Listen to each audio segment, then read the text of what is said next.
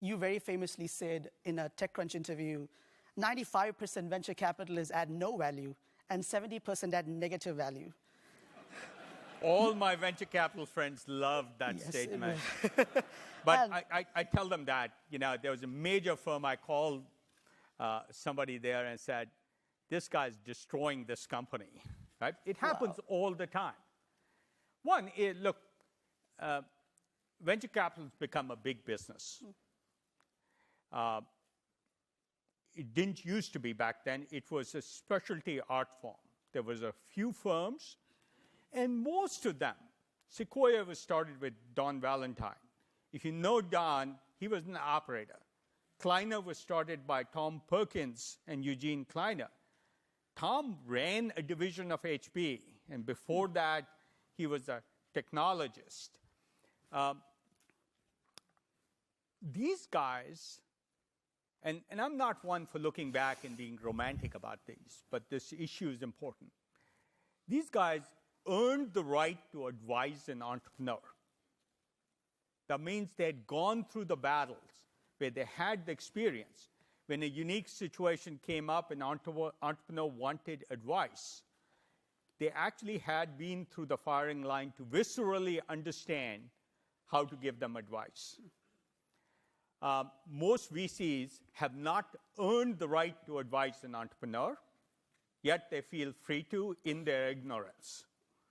And I believe you should have gone through a startup or at least some significant experiences, and there are good exceptions to this rule, to really advise entrepreneurs on how to build a company. And most VCs haven't done that, so they give stupid advice. If you got out of business school and joined a VC firm and grew up and eventually became a partner, you haven't learned what it's like to be in a startup. So in our firm, we have a rule. You can join. You join for 3 to 4 years. Then you have to leave, actually work in a startup before you come back and actually can I'll give you the responsibility to advise entrepreneurs. People get frustrated because their peers in other venture firms are sitting on boards and advising entrepreneurs. But, that's exercising authority as opposed to exercising influence because you have credibility with the entrepreneur. Most of the time, I don't go on boards. I just advise entrepreneurs, and frankly, being on a board is irrelevant. On that topic, you have a very unique strategy among VCs. You've said, I'm only interested in technologies that have a 90% chance of failure, but if they do succeed, would change the infrastructure of society in a radical way. How did you come to adopt this particular strategy? Well, so that's not exactly accurate because we don't mind low-risk technologies. Sure. We invest in that too. But what I want to say is venture capital, if you think about it, is not an IRR business. You take any of the big successes, Google, Facebook, Twitter, you can't predict them. Camera like GoPro, can you predict the market cap? You can't. And you can do spreadsheets, so we don't allow any IRR calculations in our firm. Nobody does them, nobody looks at them. In making investments, we never calculate an IRR.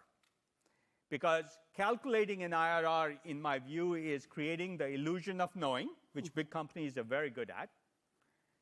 You tweak some assumption. I did enough business plans to know I can make the business plan do whatever I want, or the spreadsheet. Reality is different. I don't even think you can plan startups, so business plans are largely irrelevant, other than in surfacing the key issues the entrepreneur is thinking about. How thorough is their thinking? What's the quality of their thinking? That's the only thing I use a business plan for. Then what you're doing? You're really doing option value investing if you want a financial term. If you lose 1 times your money. If you win 10 times your money. Your downside is limited to your investment. So whenever we make an investment, I assume we lost it, and then there's only upside. Right? As soon as you write it off in your mind, there's only upside. So That's how I view the world. And then you try and take the higher risk. And there's VCs who won't invest with us because they feel like we take too much risk, which is fine. There's room for every style of VC firm. Ours is different. It's about taking higher risks and higher upside. 90% chance of failure is not a problem if there's a 10% chance of 100 times your money. If it's the only thing that worked, then you're in pretty good shape. And that's not the only good strategy. Private equity does very well running spreadsheets, and that, I just have no interest in spreadsheets. So, and we're not good at it. So we know what we do. What's bad is when people who come from that world want to do this kind of investing. Yeah. There can't be a mismatch of your personality with the investing type. So Professor Tetlock, when he was at Berkeley, did research on expert opinion. All the analysts you read, all the McKinsey reports, and by the way, Bain and BCG no different. And he followed all their forecasts. For 20 years, 28,000 individual forecasts from 250 experts, where when the forecast was made, he classified what would be a success, what would be a failure, and the book is called Expert Political Judgment. So all these great studies, the 10-year studies McKinsey did for millions of dollars for AT&T on what would happen to the cell phone business, that's a fun story.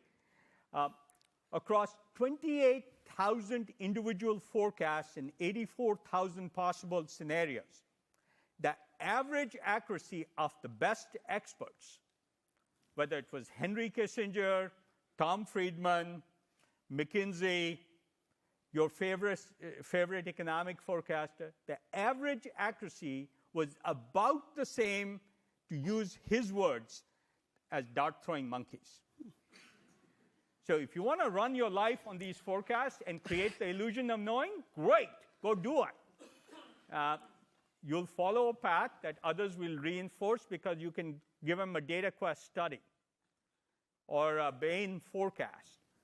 Or you can discover the edges where things are happening and changing, know that you don't know, and really change the world. Now, again, bringing back to leadership, it's about having a point of view. It's about having an internal compass. This is a great point in your life to actually decide which one of those. Do you have a belief system, or are you going to do what others tell you to do? In the edges where things are uncertain is where all the evolution is, and where interesting changes in business or society happen. And unless you're there